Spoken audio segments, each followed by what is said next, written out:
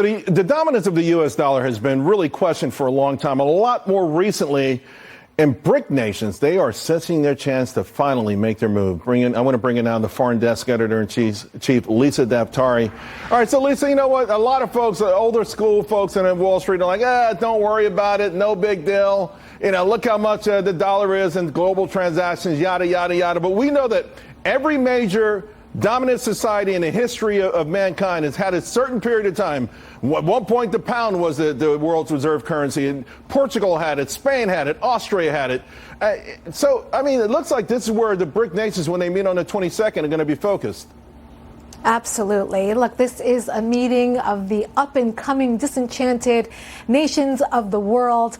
And they have never wanted this more than ever, obviously spearheaded by China and Russia, who truly want to stick it to the United States. And what are they going to do? Go after the dollar, the prestige, the presence, the fact that they need the dollar. They want to do away with that. So I think this is the first time that the United States should absolutely be worried about this. This is the 15th BRICS meeting. But now more than ever, these disenchanted nations have a chance because the United States has become so irrelevant on the global stage in many ways, and obviously China and Russia leading that way. You know, and even more so, I think, than the United States, these European nations. I've been watching what's happening in Niger. I saw an interview from the president of Ghana, and they're just saying, he said straight to Macron's face, listen, our time of trying to appease you for your crumbs as you take away our wealth in the ground is over. So, I mean, there's a legitimate pushback out there.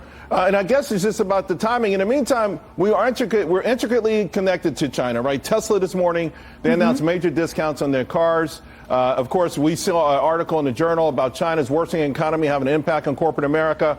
So this link that we already have, particularly with China, how does that work if they're successful?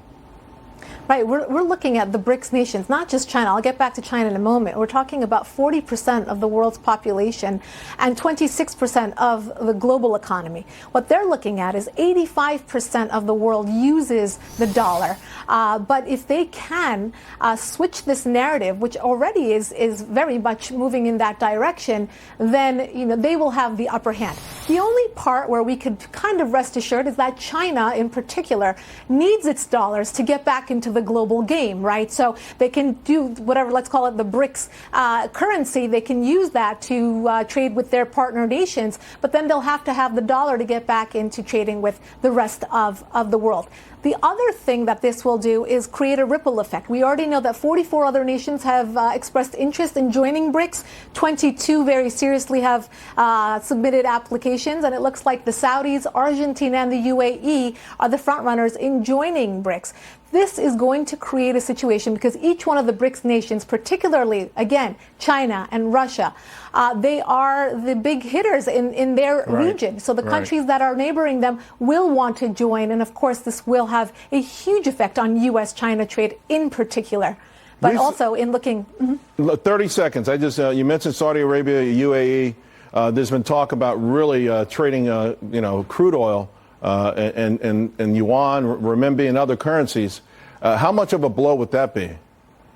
This is, it's a huge blow to all different markets, but obviously we're looking at oil. Obviously we're looking at the fact that these nations have the confidence to go forward. Iran and Russia have claimed to have the highest oil sales that they have had in years, breaking records. And guess what? They're under U.S. sanctions. It just goes to show how irrelevant U.S. sanctions are and will continue to become more irrelevant if this new currency comes into play. Wow, we're watching it. Lisa, thank you very much.